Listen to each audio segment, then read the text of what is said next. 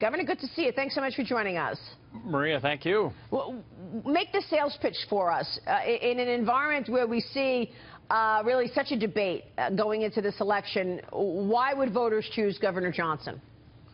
Well, how about right down the middle? And I am talking about myself and Bill Weld, my running mate, former governor of Massachusetts, two former governors.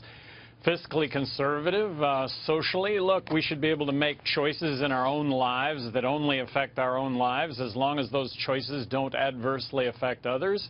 And then how about some skeptics at the table when it comes to our military interventions that I think make the world less safe, not more safe. Smaller government, taxes. I'm hoping to get elected president of the United States. Count on me to sign legislation that will simplify our tax system, that will lower taxes. Maria, if I could wave a magic wand, I would abolish income tax, corporate tax, the IRS, and I would replace all of it with one federal consumption tax.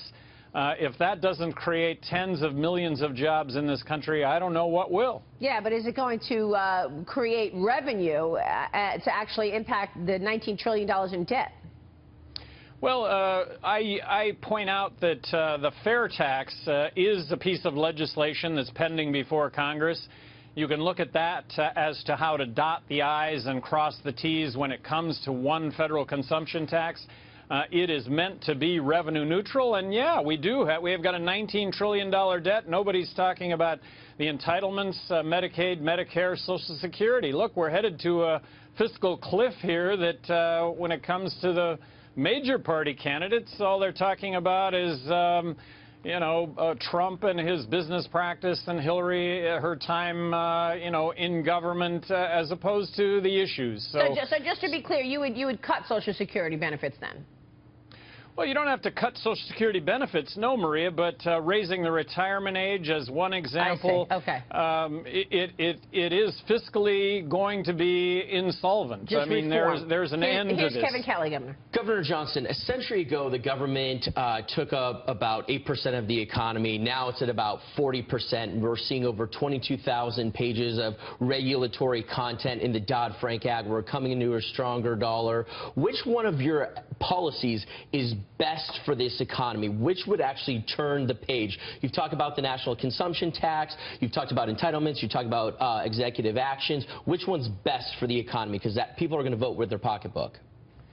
Well, I think best is just an overall view of everything that does need to take place. I talk about reforming the entitlements. Nobody's talking about that. Lowering taxes, Democrats, Republicans, they talk about lowering the corporate tax to 28% or 27%. How about eliminating it? Eliminating it, won't that create tens of millions of jobs? Embracing immigration. Immigration is really a good thing. We're going to need tens of millions of immigrants to fill the jobs that will exist if we have a zero corporate tax rate. Regulation. Running the federal government as chief executive of the federal government, you know what? Rules, regulations, they're going to get better, not worse. And better doesn't mean not protecting you and I against individuals, groups, corporations that are going to do us harm. It's just bringing a common sense business approach to all of this. Governor, it's Dagan McDowell. Looking at presidential polls between Hillary Clinton and Donald Trump, when you and the Green Party candidate Jill Stein are added to the list of options, it seems to help Donald Trump. It narrows the gap between Trump and Clinton a little bit, helping him. Your reaction to that? Well, the key is just being included as the third name. I think every time my name is included as the third name, I'm right around 10%, but it's always as an afterthought. I think right now people really are looking to another alternative. The two-party system is really just not representative at all of the electorate when 50% of new voters right now are saying that they're independent. Well, where is that representation? Governor, how important are term limits in your platform right now, and how do you think it affects the American people? I really think term limits are a silver bullet. I think if term limits existed, and I support term limits If term limits were in effect, I think politicians would do the right thing as opposed to whatever it takes to get reelected.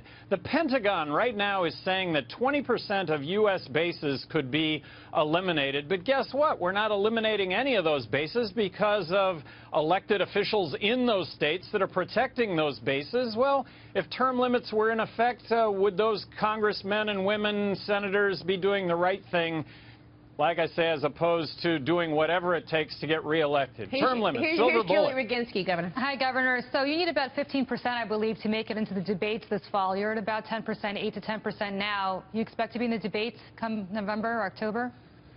Julie, if my name is just in the polls, it's always an afterthought.